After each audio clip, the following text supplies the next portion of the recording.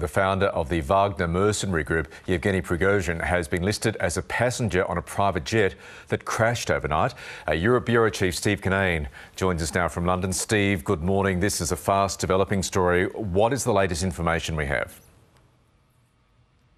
Well, what we know is that Prigozhin's private jet took off from Moscow, was heading to St. Petersburg, his home city too of Vladimir Putin, and that plane crashed. And local authorities are saying that all 10 people on board died. Now, the Civil Aviation Authority are saying that Prigozhin was on the passenger list. We still don't have official confirmation about whether he boarded that plane and whether he therefore died. We do know that Grey Zone, which is a Telegram channel that is closely aligned with the Wagner group, is saying that Prigozhin and also Dmitry Utkin, who was a co-founder of Wagner, have both died on board that plane. But yes, we are still awaiting official confirmation. So tell us more about Prigozhin, Steve, and how he rose to be such an influential figure.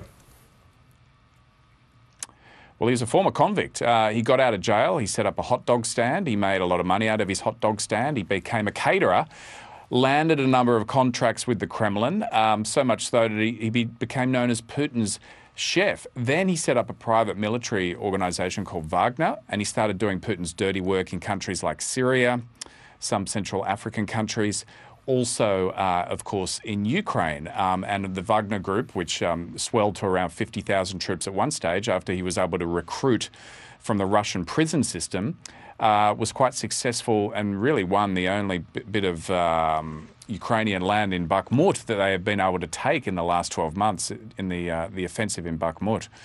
It was an organisation that was known for criminal behaviour and war crimes, in fact. And when I was last in Ukraine, I spoke to a commander of a mortar unit who said that she witnessed Wagner troops being at gunpoint, certain individuals forced to demine Ukrainian land.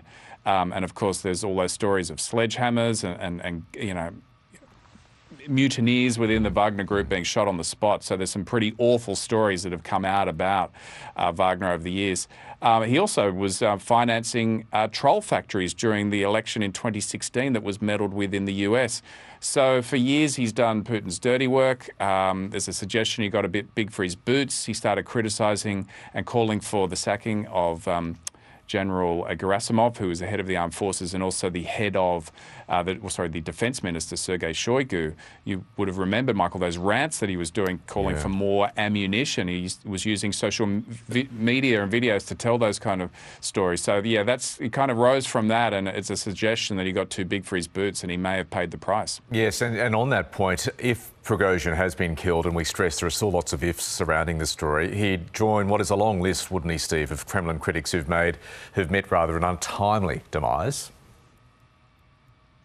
Absolutely. This has happened to journalists, this has happened to politicians, this has happened to former security officials. Of course, the people that Putin considers traitors are the worst. People like Alexander Litvinenko, the former KGB agent who was killed here in London in 2006, poisoned with polonium.